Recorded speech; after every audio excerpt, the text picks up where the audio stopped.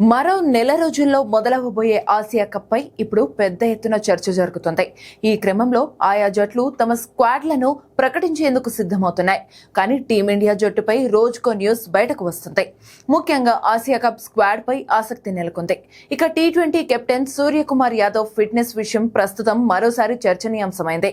కాగా sports hernia surgery చేయించుకుని కోలుకుంటున్న సూర్య Asia cup కు ముందు జపాన్ వెళ్లనున్నట్లు వార్తలు వస్తున్నాయి. అయితే ఇలా ఈ టోర్నీ ముందు జపాన్ పర్యటనకు వెళ్లడం అనేక అనుమానాలకు దారితీసింది. సూర్య వ్యక్తిగత పనుల మీద వెళ్తున్నాడా లేదా ఏదైనా చికిత్స కోసమా అనే విషయంలో స్పష్టత లేదు. దీంతో సూర్య అభిమానులు ఆందోళన చెందుతున్నారు.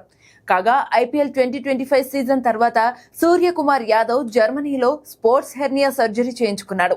ఈ సర్జరీ విజయవంతమైందని, అంతేకాదు అతను బెంగళూరులోని నేషనల్ క్రికెట్ అకాడమీలో ఫిట్నెస్ సాధించేందుకు గట్టిగానే కసరత్తులు చేస్తున్నాడని వార్తలొచ్చాయి.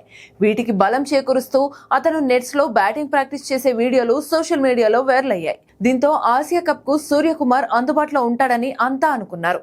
కానీ మరికొద్ది రోజుల్లో ప్రారంభం కానున్న ఆసియా కప్ కు పూర్తి ఫిట్ గా ఉంటాడా లేదా అనేది ఇప్పుడు అనుమానంగా మారింది. పైగా జట్టు సెలక్షన్ కు మరో 4 రోజులే ఉండటంతో సూర్య ఆడటంపై అనుమానం ఏర్పడింది. ఇప్పుడు సూర్య అందుబాటులో లేకపోతే హార్దిక్ పాండ్యా కెప్టెన్సీ బాధ్యతలు తీసుకునే అవకాశం ఉంది. మరి సూర్య జపాన్ టూర్ గురించి స్పష్టత రావాల్సిన అవసరం ఉంది.